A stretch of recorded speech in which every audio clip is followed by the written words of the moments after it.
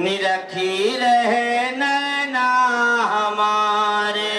मेरे सतगुरु हैं सबसे प्यारे, निरखे रहे नैना हमारे। बजे प्रेमियों के दिल में सितारे, बजे प्रेमियों के मन में सितारे। निरखी रहे नैना हमारे। बजे प्रेमियों के मन में सितारे, निरखे रहे नैना हमारे। आज खुशियों की बरसे फुहारे, निरखी रहे नैना हमारे। आज खुशियों के बरसे फुहारे, निरखे रहे नैना हमारे। आज प्यारे गुरु जी पधारे, निरखी रहे नैना हमारे। आज प्यारे गुरु जी पधारे, निरखे रहे नैना हमारे। जय गुरुदेव, जय गुरुदेव।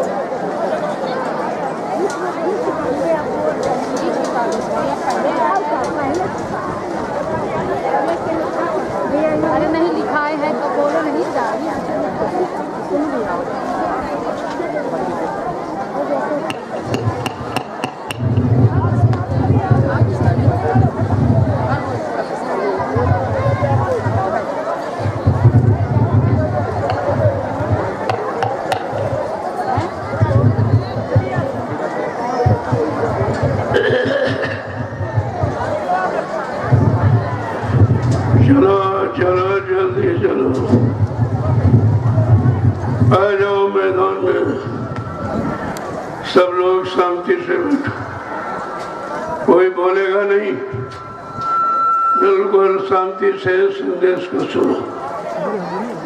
जब शांति से सुनोगे तब तुम्हारी समझ में आएगा कि सत्संग किसे कहते हैं। सत्संग कोई कथा वार्ता का नाम नहीं है, सत्संग कोई भाषण स्पीच प्रवचन का काम नहीं है, सत्संग कोई मनोरंजन नहीं है। ये संत महापुरुषों की वचन वाणी जो हम सब जीवों की भवपार कहानी है। ये जीवात्माएं भवसागर के पार कैसे जाएंगी, अपने मालिक प्रीतम का कैसे दर्शन दीदार करेंगी। प्रेमियों, इस युक्ति का नाम है सत्संग। सत्य माने ईश्वर, संग माने साक्षात्कार। ये जीवात्मा सुरत रूप मुद्दतों से मालिक का साथ छोड़ चुकी है। अब इसे कौन ले जाएगा, कौन पहुंचाएगा, कौन मिलाएगा? उस मिलाने वाले को कहते हैं संत सदगुरु, और मिलाने वाली युक्ति का नाम है सत्संग। ये दोनों चीजें आपको मिली, लेकिन आपने उसकी कदर नहीं की। किसी पुण्य कर्म के कारण संत महापुरुषों के दर पे आप पहुंच गए, लेकिन आपने उनकी कदर नहीं की, उनको जाना माना पहचाना नहीं। ये कितना बड़ा धोखा। ये धोखे की पूर्ति रुपए पैसे धन दौलत सामान से नहीं कर सकते। महापुरुषों की दया, उनकी कृपा, उनकी मौज पर निर्भर होती है। कब किस पर किस तरह खुश हो जाए, किसको क्या दे दे, ये तो लेने वाला भी नहीं जानता है, केवल देने वाला ही जानता है कि कौन जीव किस वस्तु के योग्य है, कौन जीव किस वस्तु की संभाल कर सकता, उसको वही चीज प्रदान की जाती है। इसी में आपको शंका हो जाती, इनको ऐसा क्यों कह दिया, इनको क्यों डांट फटकार दिया? अरे ये आप नहीं समझते हो, डांट दया है। डांटना फटकारना संत मत में दया है। चीज जीव पर दया की जाती है, उसी को डांटा फटकारा जाता है, या जो अपना होता है उसी को डांटा जाता है। और पड़ोसी को आप नहीं डांट सकते हो, अपने को डांटा जाता है, अपने को मारा जाता है, धमकाया जाता है। किसी तरह से वो अपने रास्ते पर बना नहीं, बुरे रास्ते को छोड़ दे, अच्छे सच्चे रास्ते पर आकर चले, ताकि वो एक अच्छा सच्चा पुरुष बन जाए। तभी तो महापुरुषों की दौलत आप ले सकोगे। लेकिन बुराई, निंदा, चुगली इधर उधर की, इनको तो इससे कुछ मिलने वाला नहीं है। ये सौदा बड़े पाक साफ दिलों का है। निर्मल मन जन सो मोहि पावे, और मोह छिद्र कपट नहीं भावे। कितना साफ साफ संत गोस्वामी जी महाराज ने रामचरितमानस के उत्तरकांड में सबको लिख दिया। इसमें सारे प्रश्नों का उत्तर, सारी समस्याओं का समाधान, लेकिन बगैर संत महापुरुषों के आप समझ भी नहीं सकते हो। वो तो जिसकी वस्तु है वही बताएगा, या जिसका वो जानकार होगा वो बता देगा। बाकी ये दुनियावी सांसारिक, ये भौतिक कागजी विद्या पढ़ने वाले ये अध्यात्म को नहीं समझ सकते। अगर अध्यात्म को समझते तो आज ये रोकथाम नहीं की जाती। हमारा देश धार्मिक देश है, आज धर्म के लिए बाधा, धार्मिक कार्यों के लिए रोक, जबकि भगवान राम ने धर्म की स्थापना के लिए यानी रावण से लड़ाई लड़नी पड़ी। धर्म के लिए भगवान कृष्ण को महाभारत करना पड़ा। आज धार्मिक देश में धार्मिक सत्ता होते हुए भी आज धर्म पर कितना भारी रोड़ा अटकाया गया है। जब देश में धर्म नहीं होगा तो क्या होगा? परिणाम क्या होगा कि जब जब होए धर्म की हानि, बाढ़ है असुर अधम अभिमानी, तब तब प्रभु धर्म मनुष्य शरीरा, हरे सदा सज्जन की पीड़ा। कितना बड़ा प्रमाण लिखा हुआ। क्या इन लोगों ने इसको नहीं पढ़ा कि हम धर्म में बाधा डाल रहे हैं, धार्मिक व्यवस्था में बाधा डाल रहे हैं, जबकि हमारा हिंदुस्तान धार्मिक देश है, मजहबी मुल्क है। आज उसके बारे में किसी को कोई ज्ञान नहीं, कोई समझदारी नहीं, कोई सूझबूझ नहीं, कोई अनुभव यानी एक्सपीरियंस नहीं, तभी तो इनकी समझ में नहीं आ रहा। जबकि गीता ने भी यही कहा, यदा यदा ही धर्मस् ग्लानिर्भवति भारत अभ्युत्थानम धर्मस्य तदात्मानं सृजाम्यहम्। कितना साफ साफ लिखा है। गीता इस तरह कह के शांत नहीं हुई, और भी कुछ कहा है, उसको शायद लोगों ने पढ़ा ही नहीं है। अगर पढ़ा होता तो शायद आज इस गुरु पूजा पावन पर्व जो सारे हिंदुस्तान में सभी मजहब धर्म के लोग अपने अपने गुरु की पूजा करते हैं, अपने अपने गुरु को याद करते हैं, अपने गुरु की गौरव गरिमा समझते हैं। लेकिन आज ये हो क्या गया? हमें तो बड़ा आश्चर्य हो रहा है कि जब धर्म पर अंकुश लगा दिया जाएगा, धार्मिक व्यवस्था, धार्मिक नीति रीति और धार्मिक के वचन इनको रोक दिया जाएगा, तो परिणाम कितना बुरा होगा, कितना बुरा होगा। ये बात इनकी समझ में नहीं आ रही। और जो ये बीमारी महामारी और ये जो फैली है, ये केवल धर्म को रोकने के कारण, क्योंकि लोग धर्म की परिभाषा नहीं जानते। धर्म धारित जो धारण किया जाए, जीवन में उतारा जाए, अपने जीवन को उसके अनुसार चलाया जाए, उसको कहते धर्म। और कर्म जो इंद्रियों से किया जाए वो कर्म है।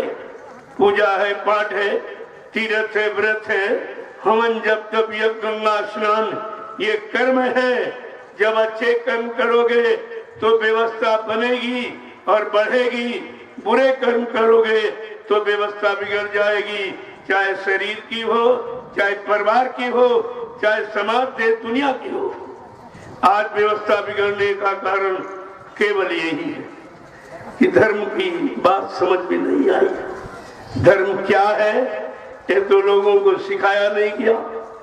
किसी विद्वान से पूछो कि धर्म किसे कहते हैं, तो फट से आपसे कहेगा पूजा करो, पाठ करो, तीर्थ करो, व्रत करो, हवन जप तप गंगा स्नान करो। अरे प्रेमियों, करो माने कर्म और धरो माने धर्म। जो धारण किया जाए, जीवन में उतारा जाए, उसके अनुसार पूरे जीवन को निकाला जाए, उसको धर्म कहते हैं। ये व्यवस्था बिगड़ गई। जिस व्यवस्था को, जिस धर्म को भगवान राम ने रावण से लड़ाई लड़के धर्म की स्थापना की थी, ऐसे हंसी मजाक में धर्म नहीं होता। भगवान कृष्ण ने धर्म की स्थापना के लिए महाभारत यानी करोड़ों जीवों की हिंसा और हत्या करनी पड़ी, तब धर्म की स्थापना कर पाए थे, क्योंकि ये काल शक्तियां थी। लेकिन आज के युग में संत दयाल शक्ति, संत अवतार हुआ है, वो मार काट हिंसा नहीं करेगा। वो अपनी वैचारिक क्रांति के द्वारा देश दुनिया में परिवर्तन करके दिखा देगा। ये परिवर्तन सब आपके नजरों के सामने आएगा। थोड़ा समय का इंतजार करो। जब धर्म पर रोड़ा लगेगा, धार्मिक कार्यों पर, धार्मिक वचनों पर जो नीति और सिद्धांत है, जब उन पर रोक दिया जाएगा तो देश की व्यवस्था और बिगड़ जाएगी, एकदम सब यानी बिल्कुल अधर्मी हो जाएगी। आज आप देखिए मुर्गा और बकरा ये तुम्हारी कौन सी हानि करता है। बकरी तो जब इंसान पैदा होता है तो कहा जाता बकरी का दूध ले आओ। बकरी ने माँ का रोल अदा किया, जीवन भर आपको दूध पिलाती है, लेकिन तुम्हारा बकरी के साथ क्या व्यवहार है जरा उस पर विचार करो। तुम मार काट के खा रहे हो उसको, जिसने माँ का रोल अदा किया, जीवन भर दूध पिलाया। और मुर्गा, तुम्हारी ये विज्ञान की बनाई घड़ी फेल हो सकती, बंद हो सकती, लेकिन कुदरत की ये बनाई घड़ी मुर्गा ठीक 4 बजे आवाज देता, ऐ मुसलमानों जाओ जाओ खुदा की इबादत का समय हो गया, ऐ हिंदुओं जान जाओ ये पूजा पाठ और भजन का समय हो गया। जो इतनी अच्छी नेक भली शिक्षा काम के लिए आपको जगा रहा हो, आज तुम्हारा मुर्गे के साथ क्या व्यवहार है कि मार काट के खा रहे हो। ये मानवता है, ये इंसानियत है, ये प्रेम प्यार मोहब्बत, ये सेवा दया सदाचार, इसमें परमात्मा खुदा की याद, इसमें माँ बहन बेटी की पहचान। अरे इसमें कुछ है, तुमने जो किया है वही तुम्हारा पाप अब बरस रहा है, वही है तुम्हारे सामने बीमारी महामारी लड़ाई और झगड़ा प्राकृतिक प्रकोप दैवी प्रकोप के रूप में तुम्हारे पर बरस रहा है जो तुमने किया। महात्मा हमेशा तुम्हें सच्चे अच्छे काम पर चलने की शिक्षा देते, चलाने के लिए प्रार्थना करते, लेकिन जब तुम सही सच्चे अच्छे रास्ते पर चलना भूल जाओगे, रास्ते का ज्ञान खत्म हो जाएगा, तो मुसीबत आपत्ति संघर्ष बीमारी महामारियों में आप जकड़ जाओगे, फंस जाओगे, जैसा आज हो रहा है। अगर ये परमिशन मिला होता ये मैदान कम पड़ जाता, ये सब जमीन यहाँ कम पड़ जाती। इतना धार्मिक भाव विचारों को लेकर प्रेमी उपस्थित होता है। यहाँ कोई आंदोलन करने तोड़ फोड़ करने एरी रैली निकालना यानी राष्ट्रीय संपत्ति का दुरुपयोग करने वाला या कोई व्यक्ति नहीं आया। ये सब शाकाहारी सदाचारी अपने परिवार में, अपनी समाज में, अपने जातियों में, अपने परिवार के पालन पोषण के लिए 8 घंटे खेती दुकान दफ्तर बिजली व्यापार मजदूरी करते हैं सच्चाई ईमानदारी के साथ, और इसी में समय निकालकर 1 घंटा सुबह 1 घंटे शाम परमात्मा का भजन यानी खुदा की सच्ची इबादत करती थी। लेकिन ये तो सब चला गया है, ये सब धीरे धीरे और समाप्त हो जाएगा। जब इस तरह बाधा लग जाएगी तो और खराब हो जाएगा। अरे धार्मिक देश है, धार्मिक राजा हो तो धर्म का प्रचार कराएगा, धार्मिक व्यवस्था को पनपाएगा, धर्म की शिक्षा, चरित्र की शिक्षा, नैतिक शिक्षा, खान पान की शिक्षा देगा। यथा राजा तथा प्रजा, धर्मी राजा धर्मी प्रजा, वो तो उस पर निर्भर है। लेकिन आज किस पर पाबंद है? जनता की जरूरी चीजों पर पाबंद लगाया जाता है। मारो काटो पियो खाओ ये मंत्र सिखाया जाता है। जब ऐसी स्थिति समाज परिवार इंसानों की हो जाएगी, वो देश मुसीबत आपत्ति बीमारी महामारियों में जकड़ जाएगा जिसका कोई इलाज मानव इंसान के पास नहीं है। कुदरत ने एक छोटा सा चुटकुला छेड़ दिया, सारा विश्व परेशान, सारी बुद्धि खत्म, सारा विज्ञान आपका खत्म, सारी सोच और समझ सब खत्म हो गई। एक छोटा सा, वो भी इसलिए कि अभी चेत जाओ जाग जाओ। होश में आ जाओ। ये जीवों की हिंसा करना बंद कर दो।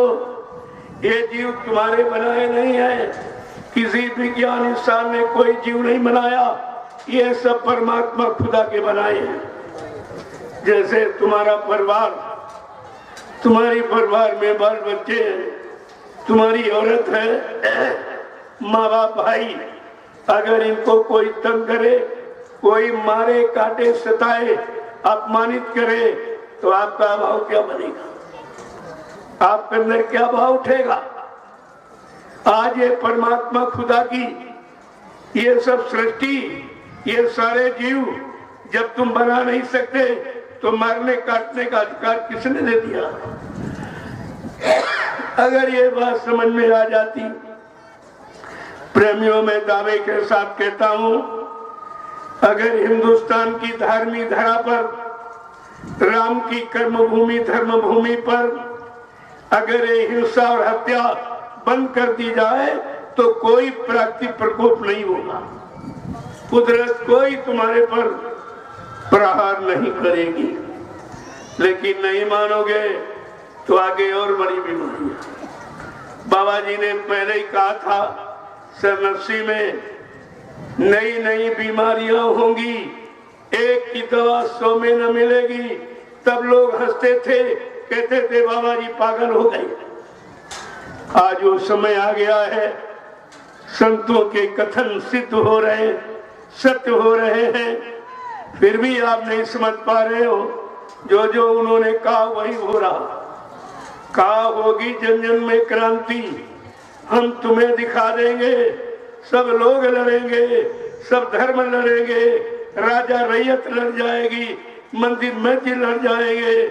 ऐसी स्थिति तुम्हारे सामने आके खड़ी हो जाएगी और तुम्हारे पास उस समस्या के समाधान का कोई उपाय नहीं होगा। ये संतों की वाणी है, इसीलिए आपको समझा दिया गया।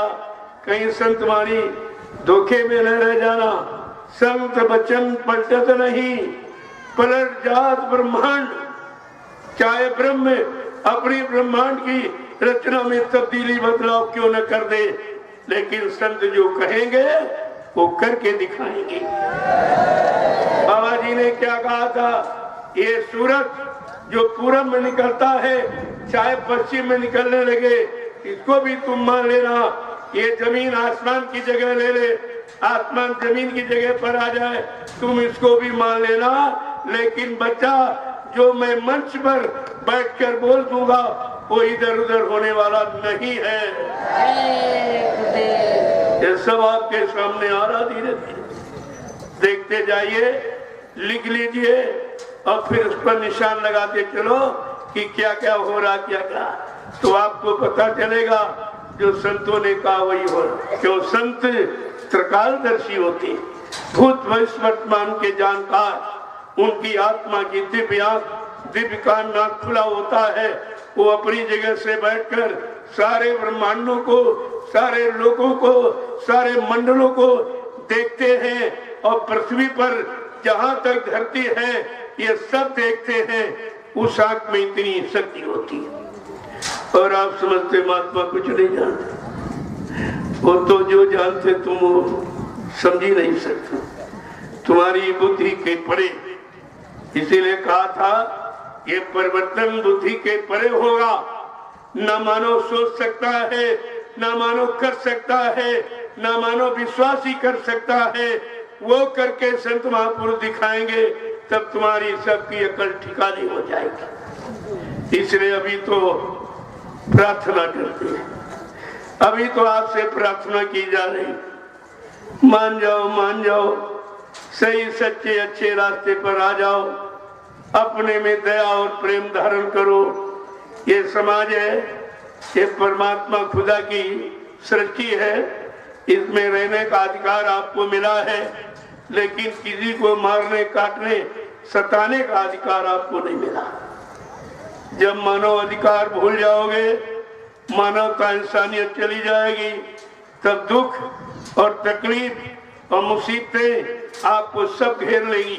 फिर उनसे छुटकारा पाना तुम्हारे बस की बात नहीं होगी। एक एक बात को बाबा जी ने 10 जुलाई 1952 से 2012 60 वर्ष हिंदुस्तान में घूम घूम कर कोई प्रांत, कोई जिला, तहसील, ब्लॉक, शहर, कस्बा, गरीब गांव कूचा छोड़ा नहीं जहां पर जाकर आपको संदेश न दिया हो, आपको सही सच्चे अच्छे रास्ते पर चलने की सलाह न दी हो। लेकिन सब भूल गए, तुम्हारी समझ में कुछ नहीं आया। अगर आया होता तो उन्होंने 45 करोड़ जीवों को सही सच्चे रास्ते पर लाके खड़ा किया। कितने लाख लोगों ने शराब छोड़ दी, कितने लाख लोगों ने मुर्गा मीट खाना, ये चोरी डकैती कत्ल सब बंद कर दिया। क्या आप एक आदमी को ठीक कर सकते हो? तुम्हारे में अगर कोई गंदी आदत बीड़ी सिगरेट पीने की बन जाए, तुम उसको नहीं छोड़ सकते, वो तुम्हारे बस की नहीं है। तो समाज और देश को बनाना और जगाना चिताना ये इंसान की बस की बात नहीं रही है। इसीलिए ये काम कौन करेगा? जय गुरुदेव नाम करेगा। जय गुरुदेव नाम किसका? उस प्रभु का, उस मालिक का, वह सर्वेश्वर अनामी का है। ये तो जानकारी आपको रखनी चाहिए। ये नाम किसी आदमी इंसान का नहीं है, ये नाम कोई बाबा जी का नहीं है। बाबा जी का नाम तो सभी लोग जानते हो, जिन्होंने रामचरितमानस लिखा वो नाम बाबा जी का, जो माँ बाप रख देते ये, वैसे नाम कुछ नहीं। अनामी का कोई नाम नहीं, जो नाम रख दो या जो नाम बता दे वो उसी नाम से खुश हो जाते हैं, तुम्हारा काम कर देते हैं। ये वैसे उनका कोई नाम नहीं। जब वो मानव शरीर धारण करते हैं तो किसी न किसी परिवार में तो आते ही हैं, कोई न कोई जात पात में तो पैदा हो जाते हैं, लेकिन उनकी यहाँ कोई जाति नहीं होती। वो संपूर्ण सृष्टि को मानव जात समझते। एक ही मानव जाति है, दूसरी कोई जाति नहीं। इस मानव जाति के नाते हमारा सबका मानव ही धर्म है और मानव जाति में एक ही जीवात्मा है। इन जीवात्माओं का एक ही मालिक है। ये दुविधा आपने पैदा की, ये द्वंद्व और झगड़ा आपने पैदा किया। परमात्मा खुदा ने न कोई जात बनाई, न कोई मजहब धर्म बनाया, न कोई फिरका बनाया। ये काम उसने नहीं किया। उसने सिर्फ एक मानव इंसानी शक्ल आपको दे दी। उस मानव शरीर को चाहे हिंदू कह लो, मुसलमान कह लो, सिख ईसाई कह लो, ब्राह्मण क्षत्रिय वैश्य सज्जन, छोटा बड़ा गरीब अमीर, पढ़ा लिखा अनपढ़, स्त्री पुरुष, ये कुछ भी आप कह लो, लेकिन परमात्मा खुदा ने एक इंसानी जात बनाई थी।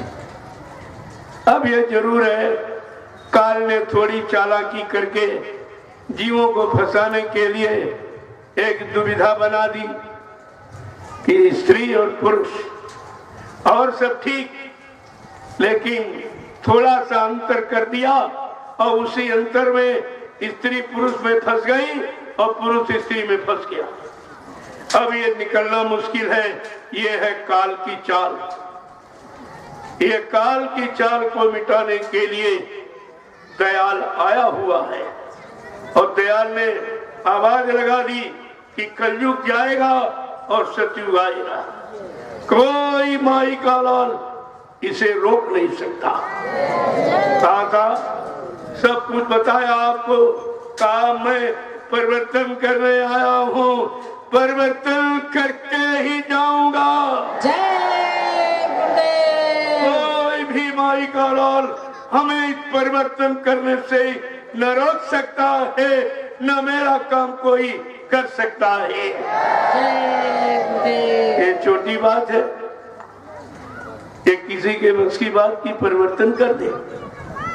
अरे ऋतु परिवर्तन तुम्हारे बस का नहीं, आदतों का परिवर्तन करना तुम्हारे बस का नहीं, दूषित खान पान का परिवर्तन करने तो करके तुम्हारे बस का नहीं।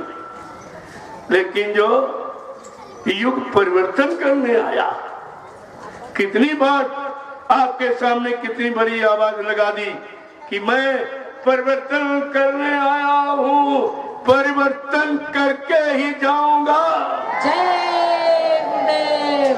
कहा मैं ऐसे जाने वाला नहीं हूँ जैसे आमतौर से आए मर के चले गए। कहा मैं काम करके जाऊंगा। कहा था मैं कलयुग को भगाऊंगा और सतयुग को लाऊंगा। न्याय व्यवस्था, रोजी रोटी की व्यवस्था, ये सब बनाऊंगा। कोई दुखी नहीं होगा, कोई यानी किसी तरह से परेशान नहीं होगा। सबको न्याय, सुरक्षा और रोजी रोटी की व्यवस्था दूंगा। किसके द्वारा? दूरदर्शी के द्वारा। ये सब आपको इशारा करके बताया गया, लेकिन आप तो सब भूल जाते हो, बच्चों को याद नहीं रखते हो। तभी तुम अच्छे और सच्चे काम में जा नहीं पाते हो और बुराइयों से बच नहीं पाते हो। अगर बच्चों को याद कर लो, बाबा जी ने और क्या कहा था मैं कलयुग का इतिहास बनाने आया हूँ। ऐसा इतिहास बनाऊंगा जो भूते न भविष्य थे, सतयुग त्रेता द्वापर के लोग अपने अपने युग का इतिहास पढ़ना भूल जाएंगे। मैं इसी भारतीय धरती सुंदरा पर ऐसा परिवर्तन करके दिखाऊंगा जिसको हिंदुस्तानी नहीं सारा विश्व नमस्कार करेगा। जय गुरुदेव। क्या और कभी किसी ने ऐसा कहा है, या ऐसा कोई कह रहा है, या ऐसा कोई कह सकेगा? आप अपने गुरु को नहीं पहचान पाए। इन्होंने ऐसी अनोखी आवाज, ऐसा विलक्षण श्रुति में संदेश दिया जो यहाँ कोई जानता ही नहीं था, किसी को जानकारी नहीं थी। जब हमें आपको नामदान दिया तो क्या कहा बच्चा मैं अजर अमर देश से आया हूँ। जब तक इन जीवात्माओं को अजर अमर देश नहीं पहुंचा लूंगा, मैं मानव शरीर को छोड़ के जाने वाला नहीं हूँ। जय गुरुदेव। गुरु ने ये कहा और चेले कहते बाबा जी मर के चले गए। अपने गुरु को झूठा बता रहे। इनको ये भी शर्म नहीं आती है कि हम अपने गुरु की निंदा कर रहे हैं, गुरु को झूठा बना रहे हैं, दगाबाज और झूठ बोलने वाला, मतलब ये सब कह रहे हैं। इनका परिणाम क्या होगा? जे जन गुरपित निंदा करही ते चमगादड़ है भोतरही। जो गुरु की निंदा करता है वो चमगादड़ की योनि में जाता है।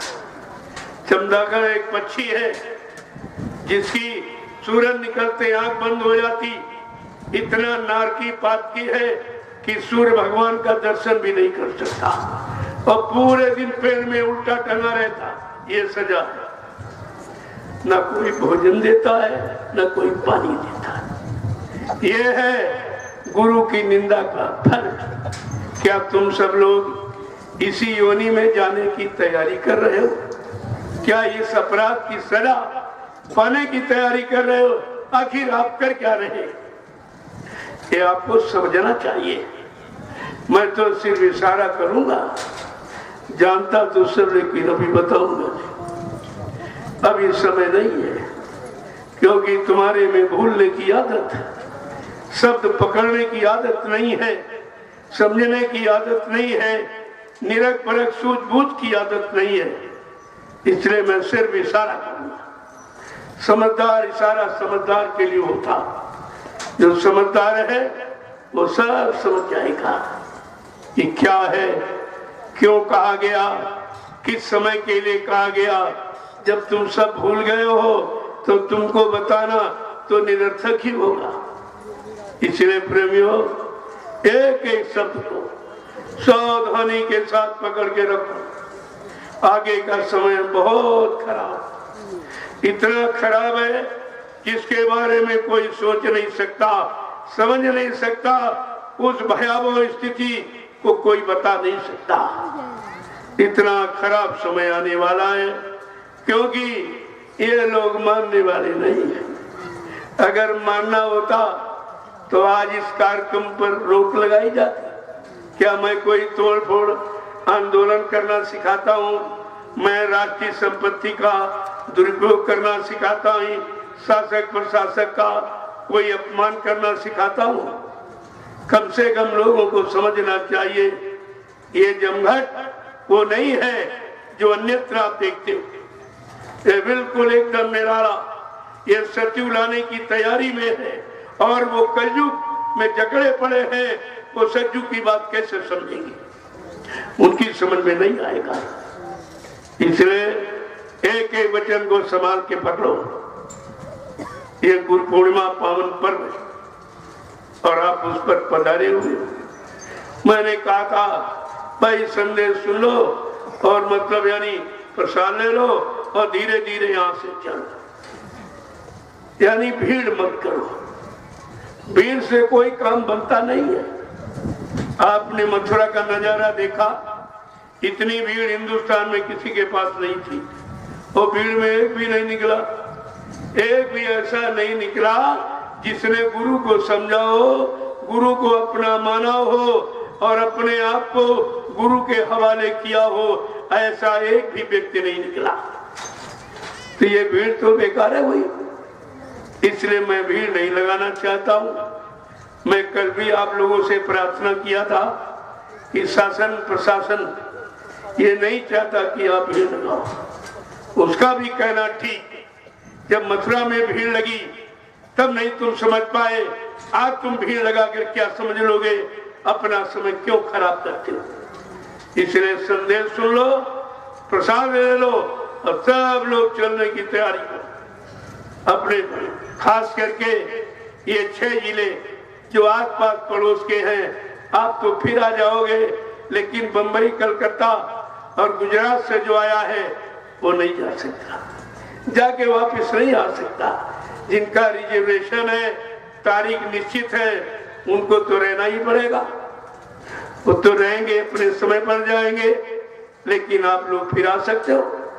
5 जिलों के लोग, सीतापुर, लखीमपुर, पीलीभीत, बरेली, शाहजहांपुर और हरदोई, ये 6 जिले हैं।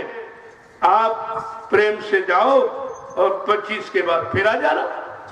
आपको भगाया नहीं जा रहा, लेकिन शासन प्रशासन के यानी नियम सिद्धांतों को मैंने हमेशा पालन किया है। मैं ही हिंदुस्तान में वो व्यक्ति हूँ जो बगैर परमिशन के कार्यक्रम नहीं करता हूँ, बगैर परमिशन कर। आज तो अपने घर में बोल रहा हूँ, अपने आश्रम पर, अपनी जगह पर, इसमें किसी का कोई हस्तक्षेप नहीं है। इसलिए मैं कह रहा हूँ, वैसे मैंने 9 वर्ष जो हिंदुस्तान में घूम घूम कर यही राष्ट्रीय मंच लगाकर मैंने संदेश दिया और शासन प्रशासन से परमिशन लेके दिया। कोई ये नहीं कह सकता कि आपने परमिशन नहीं लिया, आपने यानी इसका प्रयोग क्यों किया, आपने नियम का पालन नहीं किया, आचार संहिता का पालन नहीं किया, ये कोई नहीं कर सकता। मैंने 9 वर्ष हिंदुस्तान में यही राष्ट्रीय मंच लगाकर घूम घूम कर मैंने संदेश दिया है और ये कहा आगे का समय खराब है।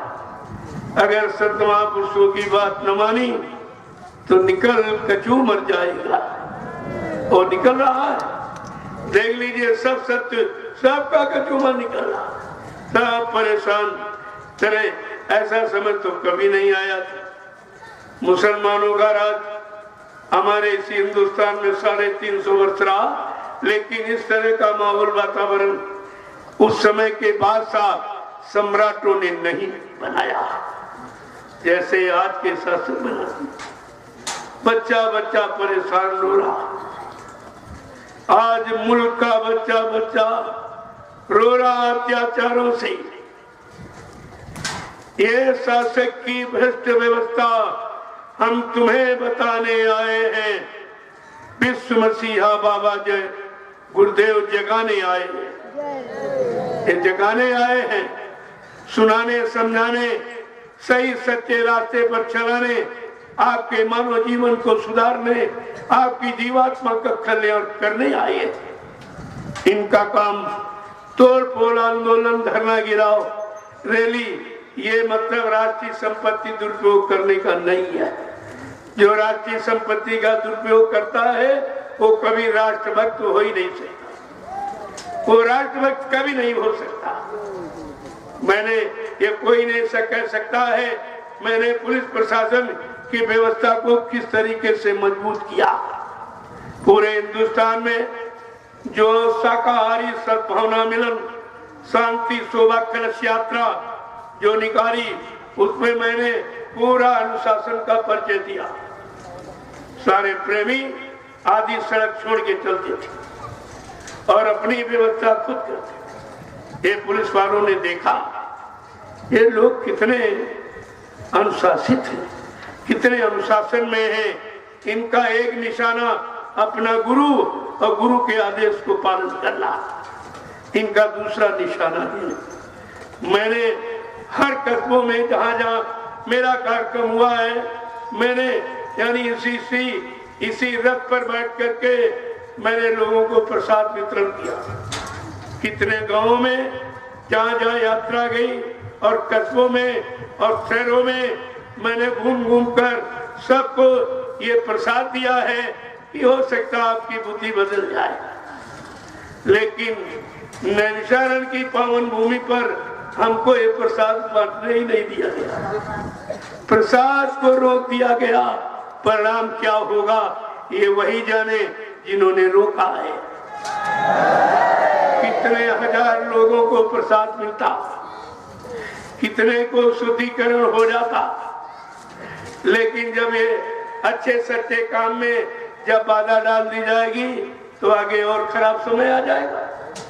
उस खराब समय के जिम्मेवार यही लोग होंगे, दूसरा कोई नहीं होगा। जिम्मेदारी तुम्हारी है। गोस्वामी जी महाराज ने रामचरितमानस के उत्तरकांड में बहुत साफ शब्दों में हिदायत दी है। जा सुराज प्रिय प्रजा दुखारी सो न पवस नरक अधिकारी। जिसके रात में प्रजा दुखी होती वो राजा नरक में जाता है। क्या इन्होंने ये नहीं पढ़ा? अरे रामचरितमानस, राम का चरित्र और सीताराम के नाम पर वोट मांगते हैं और कहते हम सीताराम को जानते मानते, लेकिन एक भी शब्द उनका प्रयोग नहीं हो रहा। सब उनके खिलाफ कहा जा रहा, किया जा रहा और बहुत सारी व्यवस्था उनके खिलाफ हो रही। इस पर लोगों को विचार करना चाहिए कि भगवान राम मर्यादा पुरुषोत्तम कहा गया, पुरुषों में उत्तम और हर मर्यादा का पालन करने वाली। कि आप पुरुषों में उत्तम हो, जरा पुरुषों से पूछो कि लोग तुम्हें क्या कह रहे हैं, कितना सम्मान दे रहे हैं, कितना अपमानित कर रहे हैं। उनकी आत्मा अंतरात्मा क्या कह रही है। अरे गरीब अगर रो देगा तो उसका मालिक जड़ों से खो देगा,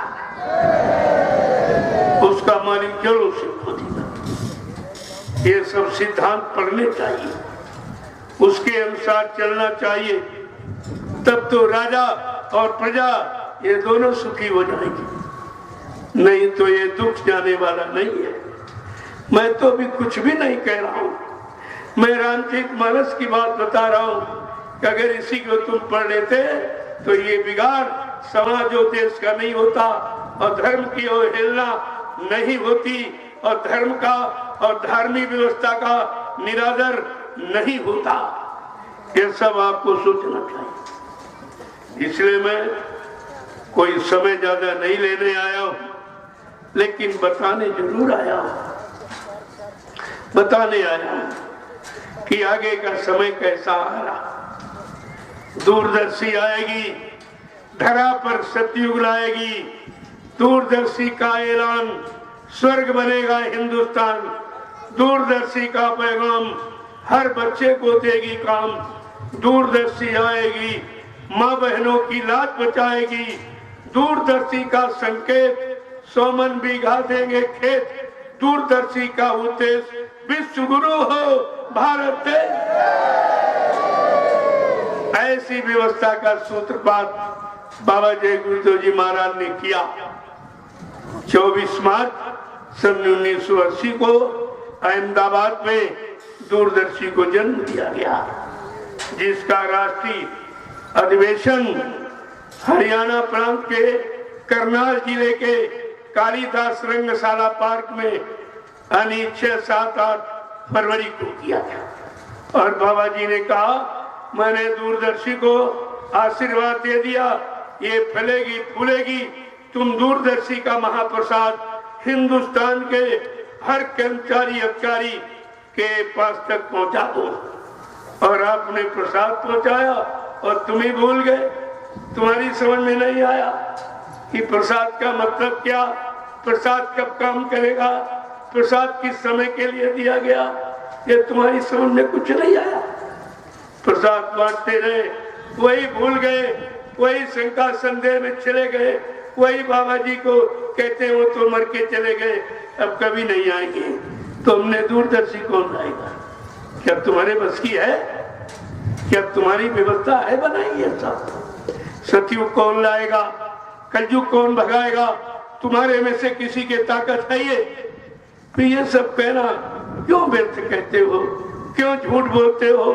थोड़े से स्वार्थ, लोभ, लालच, मान सम्मान में आकर के तुमने गुरु की गौरव गरिमा भुला दी। और ये 24 तारीख उसी गुरु की महिमा की है, उसी गुरु के कर्म कर्तव्य जानने और संकल्प लेने क्या है। ये 24 तारीख तो आपको तो उसी समय संदेश दूंगा। आज तो मैं ऐसे आके बैठ गया कि चलते चलाते आपको थोड़ा सा परिचय दे दे, ताकि तुम्हारी समझ में आ जाए कि हमें क्या करना चाहिए, क्या नहीं करना चाहिए। परेशानियां, बीमारी, महामारी, लड़ाई झगड़े, दैवी प्रकोप, दुर्घटना, अकाल मौत क्यों होती, किस कर्म के करने से होती, ये जानकारी आपको दे रहा हूं। अगर जानकारी ले लें तो इस काल की यानी अकाल मौत की व्यवस्था में आप कभी जाने नहीं पाओगे। अकाल मौत तुम्हारी कभी नहीं होगी। ये तो आपको जो नामदान मिला है, ये नामदान की महिमा है कि जिसने नामदान लिया, सुना नहीं, लिया। और लिया का मतलब कुछ कर लिया, कुछ मान लिया, कुछ समझ लिया, उसको लेना कहते हैं। अगर लिया है तो वो अकाल मौत में नहीं जाएगा। नहीं भजन किया, दोबारा जन्म मिला। अरे भाई, सतगुरु 7 जन्म तक पीछा करता है, 7 जन्म तक पीछा करता है। और बाबा जी ने इसीलिए कहा, अपनी तपस्या त्याग के बल पर इस कलयुग में मैं 1000 वर्ष के लिए सतयुग लाऊंगा, और जिनको मैंने नामदान दिया है इनकी जीवात्माओं को घर पहुंचाऊंगा। देखो कितना बड़ा वादा है। 1000 वर्ष का समय क्यों रखा?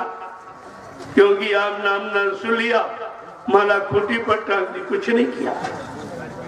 दोबारा जन्म, तिबारा जन्म, चौथी बार, 5वीं बार, 6ठी बार, 7वीं बार।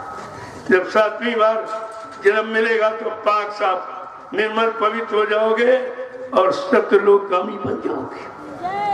इसलिए एक एक बात को पकड़ के रखो। यहाँ दुनियावी वार्तालाप नहीं होता, यहाँ भौतिकवाद की कोई चर्चा नहीं होती। प्योर अध्यात्मवाद। अध्यात्म कैसे आएगा? जिस दिन अध्यात्मवाद भारतीय वसुंधरा पर आ गया, उस दिन तुमको सतयुग दिखाई देगा। सतयुग का मतलब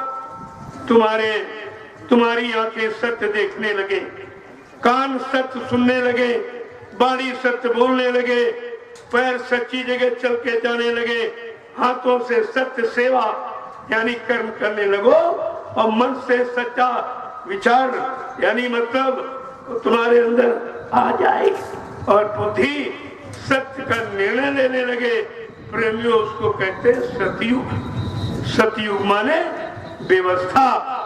कोई आदमी इंसान का नाम नहीं कि बाबा जी पकड़ के ले आएंगे तुम्हारे सामने खड़ा कर देंगे। वो तुम्हारे में मौजूद है। सतयुग भी मौजूद है, कलयुग भी मौजूद है।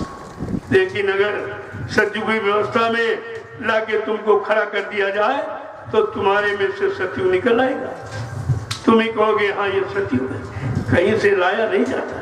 जैसे कोई बात आपको समझाई जाए, बड़ी देर में समझ आती तो समझ में तुम्हारे में थी, लेकिन वो समझ में नहीं थी, ना समझ में थी, और धीरे धीरे प्रयास करके जब ना समझ को हटा दिया गया और समझ आ गई तो तुम्हारे में से यानी सत्य निकल पड़ा कि सत्य तो यही है। प्रेमियों, आज तो समय नहीं है, मैं 24 तारीख को संदेश दूंगा, क्यों गुरु पूर्णिमा पावन पर 24 हुआ। वैसे मैंने आपके लिए समय बढ़ा दिया, 30 तारीख तक पूजा होती रहेगी। अभी आप चले जाओ, फिर 25 के बाद कभी आ जाना, जब मौका मिले तब आ जाओ, पूजा करो और संदेश सुनो। मैं नित्य संदेश दूंगा, उस समय आप सुन लीजिए तो आपका काम हो जाए। इसलिए प्रशासन और शासन का भी सत्कार आदर हो जाए, उनके आदेश का पालन हो जाए और अपना काम भी बन जाए। यही तो तुम्हारी बुद्धिमानी होगी। इसलिए कल आपने संदेश सुना, प्रसाद पा लिया, आज संदेश सुन रहे हो, प्रसाद पा रहे हो, अब आप अपने पर घर की तरफ जाओ। 6 जिलों के लोग ये अगर चले जाए तो दूसरे लोग फिर आ जाएंगे। तुम्हारे घर के लोग तुम ही यहाँ बने रहोगे तो आ सकते हो, अरे भाई तुम जाओ तो तुम्हारे यहाँ से लोग आ जाएंगे, वो भी पूजा में शामिल हो जाएंगे, उनको भी संदेश, और सबसे बड़ी बात जो प्रसाद वितरण हो रहा ये उनको भी यानी जीवन रक्षक गुरु पूजा पावन पर्व का प्रसाद उनको भी मिल जाएगा। ये जीवन रक्षक गुरु पूर्णिमा तो हर महीने में होती है, लेकिन ये अनोखी है। जो जीवन रक्षक तुम्हारे जीवन की रक्षा करेगी, तुम्हारी जीवन को सुखमय आनंदमय बनाएगी, तुम्हारे जीवन को कर्तव्य सिखाएगी। ऐसी है जीवन रक्षक गुरु पूजा पावन पर्व है। अब आपने संदेश सुन लिया, मैं अभी एक एक का दर्शन करूंगा, आपको प्रणाम करूंगा, क्योंकि आपने समय दिया है, आपने बरसात में तपस्या की है। ऐसे तपस्वी का तो दर्शन बड़े भाग से होता है। मैं आप सबका दर्शन करूंगा, आप सबको प्रणाम करूंगा और आप सबको प्रसाद दूंगा जीवन रक्षक गुरु पूर्णिमा का। अब आप प्रसाद ले लो, घर जाओ, दूसरों को मौका दो, वो लोग आ जाए तो शासन प्रशासन का आदेश भी पालन हो जाए और आप सबका काम भी हो जाए, दोनों काम हो जाएंगे। इसलिए मैंने कल भी आपसे निवेदन प्रार्थना की, लेकिन जब आप हमारी बात नहीं मानते हो तो फिर यहाँ आए क्या करने? फिर किसकी बात मानने आए हो? किसके आदेश का पालन करने आए हो? अगर आपने आदेश का पालन नहीं किया, तुम्हें जैसे आदेश मिला था तुरंत झोला उठाते चल देती, तो दया तुम्हारे साथ बनी रहती। तुमने दया भी हटा ली, किसी बात को माना नहीं, समझा नहीं, और यहाँ व्यर्थ में पड़े हो। कोई लाभ इसका नहीं, पड़े रहने का लाभ नहीं है, सुनकर चले जाने का लाभ है, क्योंकि आदेश जाने का है। वो तो आपको जो देना है तुम्हारे घर में ही फेंक दिया जाएगा, तो यहाँ पड़े रहो तो क्या मिल जाएगा? अगर देने वाला नहीं दे रहा, तुम जिंदगी बिता दो, यहाँ कुछ नहीं मिलेगा। आदेश पालन में सब कुछ रखा हुआ।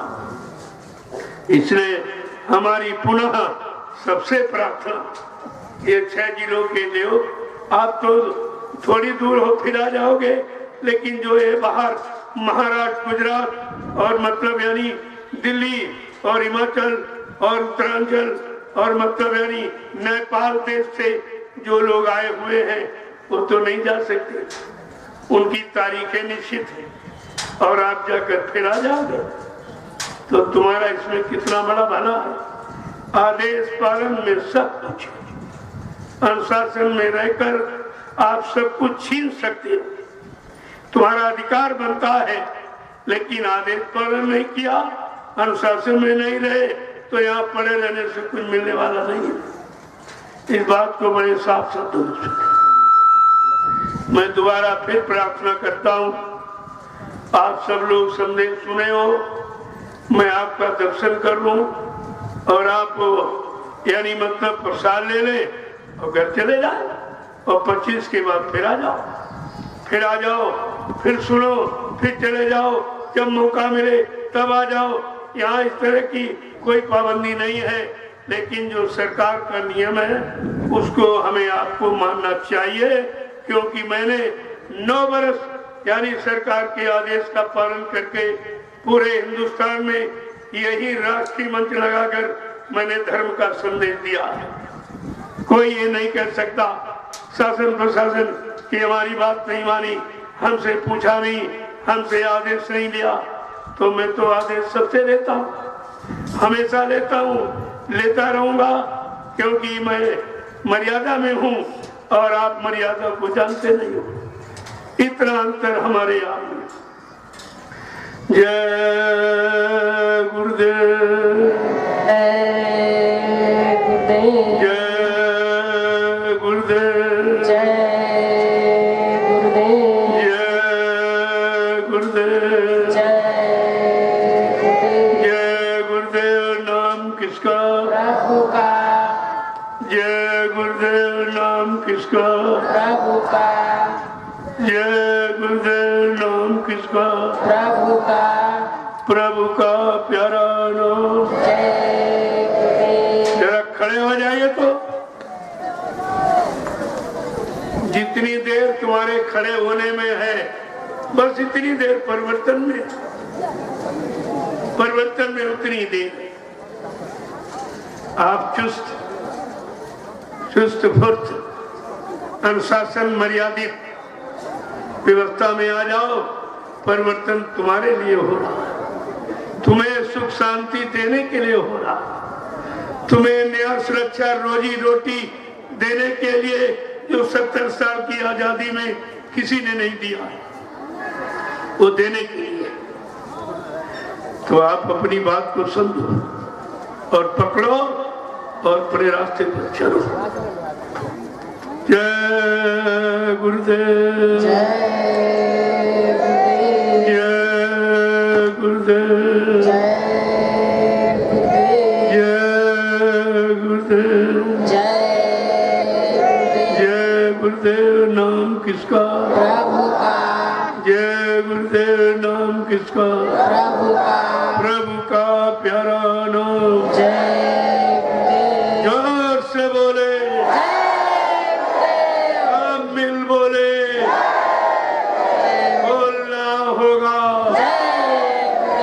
अभी से बोले, दुख दर्द हरेंगे, सब कष्ट मिटेंगे, सुख शांति भी देंगे। सबके दाता, सबके मालिक, प्रेम से बोलो। ये नाम नहीं इंसान का, ये नाम है प्रभु का। ये काम नहीं इंसान का। ये काम है प्रभु का।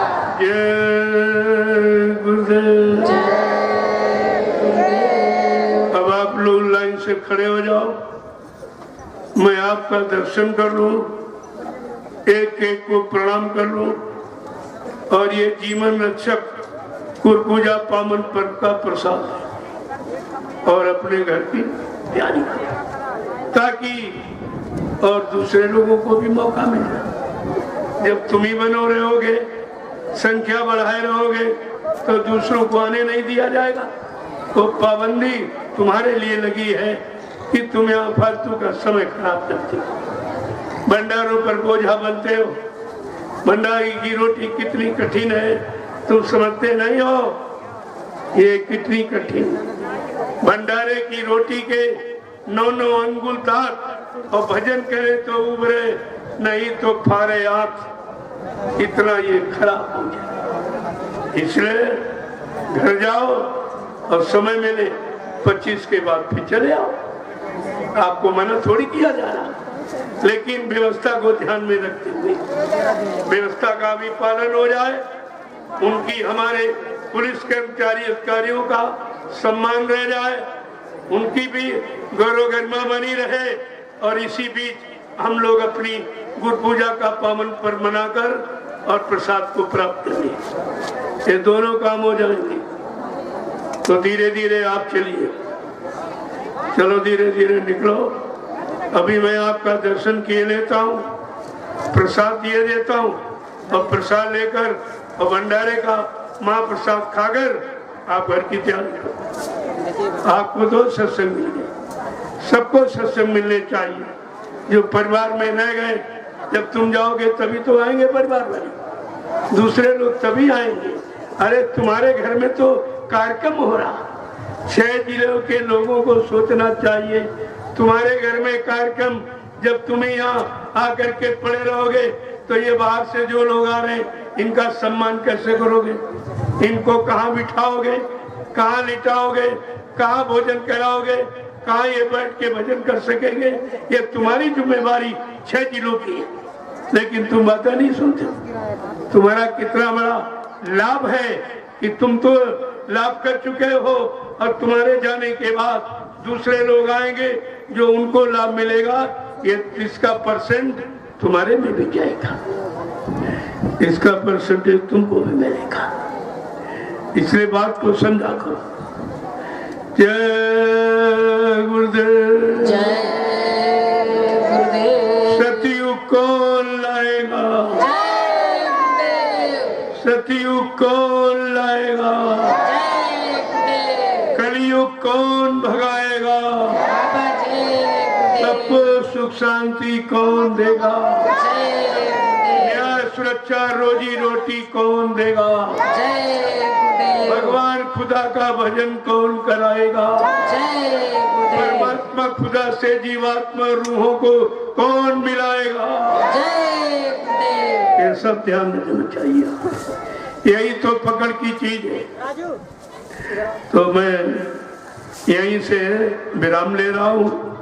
मैं तो थोड़ा इशारा करने के लिए बैठ गया। संदेश तो खुल के 24 तारीख को, और फिर इसके बाद बराबर संदेश चलता रहेगा। 25, 26, 27, 28, 29, 30 को आप संदेश सुनिए, लेकिन 24 तक आप भीड़ भाड़ मत करो। ये बात मानो। मैंने कल भी कहा, अभी प्रार्थना कर रहा हूँ, जब हमारी बात नहीं मानो फिर किसकी मानोगे? हमारा आदेश नहीं मानोगे फिर आप यहाँ करने के आए हो? क्या करने आए? किसके लिए आए हो? किसका आदेश पालन करने आए हो? इसलिए आदेश सर्वोपरि है। अरे आदेश ही भक्ति है, आदेश ही भजन है। ये क्यों नहीं समझते हो? जय गुरुदेव। मैं यही से अपनी वाणी को विराम दे रहा हूँ। कोई भूल चूक त्रुटि गलती कहने बोलने में हो गई हो तो आप लोग हमें क्षमा करें, क्षमा करेगा। हमें छोटा समझकर क्षमा करें, और आप अपने पर घर जाने की तैयारी करो, क्योंकि पीछे बहुत लोग बेचारे बैठे हैं, वो भी चाहते हमको जीवन रक्षक गुरु पूजा पावन पर्व का हमें संदेश मिल जाए, हमें महाप्रसाद मिल जाए, हमारे पाप कर्मों की माफी मिल जाए। सभी चाहते हैं, और तुम सहयोगी हो। अगर सहयोग दे दो, जो उनको लाभ मिल जाएगा उसमें तुम्हारा कमीशन बन जाएगा, कमीशन बन जाएगा। जय गुरुदेव, जय गुरुदेव, जय गुरुदेव, जय गुरुदेव। अब मैं आपके दर्शन के लिए नीचे बैठ जाऊंगा, ताकि आपको ये न हो कि हम गए हमसे मिले नहीं, हमारी बात हमारी श्रद्धा सेवा स्वीकार नहीं किया। तो मैं तो पहले से समझ रहा हूँ, इसलिए आपका दर्शन करूंगा।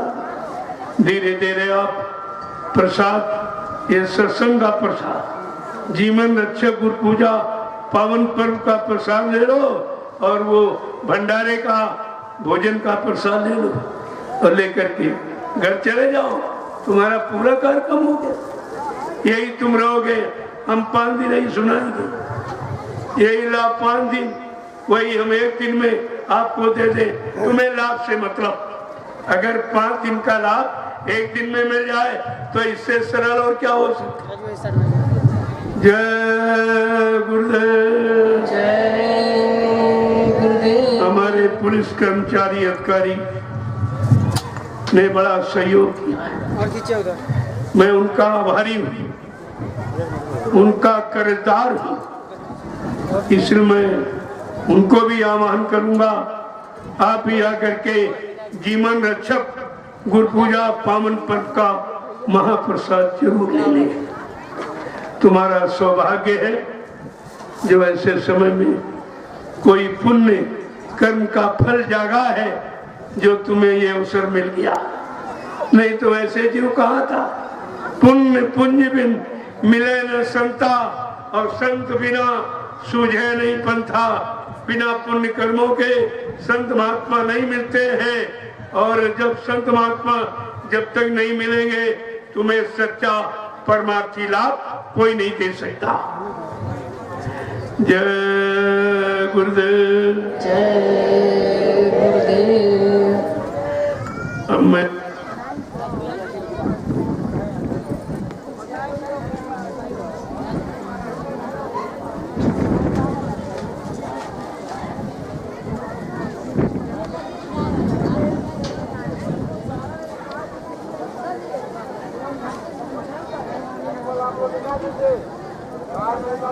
सब कुछ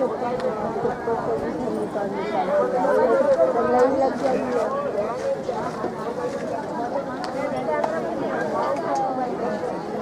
खत्म